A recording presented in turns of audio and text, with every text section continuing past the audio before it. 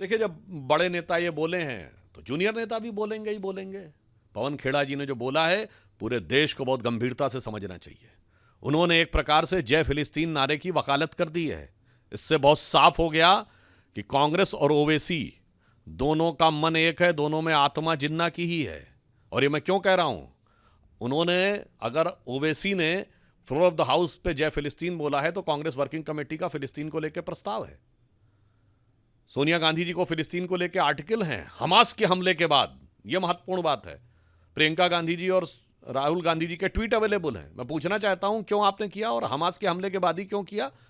अगर आप ये कह रहे हैं कि विदेश का मामला है और कांग्रेस को इसके ऊपर बोलने की आवश्यकता थी, तो और किस विदेश के मामले के ऊपर कांग्रेस वर्किंग कमेटी का प्रस्ताव है? चाइना ताइवान पे है क्या?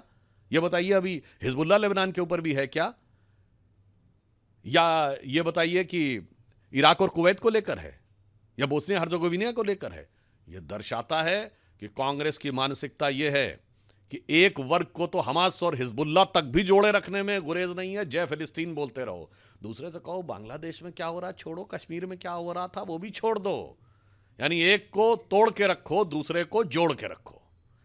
और बांग्लादेश के हिंदुओं के बारे में जो भाव व्यक्त किया है कांग्रेस पार्टी के प्रवक्ता ने, तो मैं उनसे पूछना चाहता हूं, अगर आपकी बात यह सच है कि बांग्लादेशी हिंदुओं के बारे में कोई कंसर्न नहीं रखना चाहिए, या मोहन भागवत जी ने या मोदी जी ने जो कंसर्न व्यक्त किया वो गलत था, तो क्या 2003 में नेता प्रतिपक्ष के रूप में डॉक्टर मनमोहन सिंह ने जब तत्कालीन गृह मंत्री आडवाणी जी से बांग्लादेशी हिंदुओं के अधिकारों की रक्षा और उनको भारत में नागरिकता देने की बात कही थी, वो गलत थे क्या?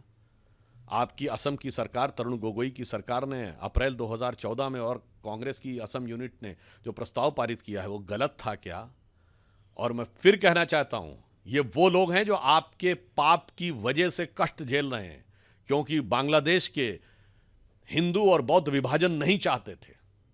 इसलिए उनके कष्टों को लेकर जब आपके मन में यह असंवेदनशीलता नजर आती है तो यह असहनीय नजर आती है।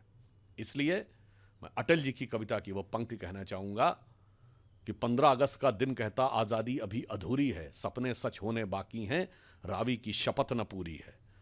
तो वो कहते हैं कि जिनके लाशों पर पग धरकर आजादी भारत में आई, ये बांग्लादेश के हिंदू और बौद्ध और पाकिस्तान के हिंदू और सिखों के लिए लागू होता है। जिनके लाशों पर पग धरकर आजादी भारत में आई, वो अब तक हैं खाना बदोश, गम की काली आंधी छाई।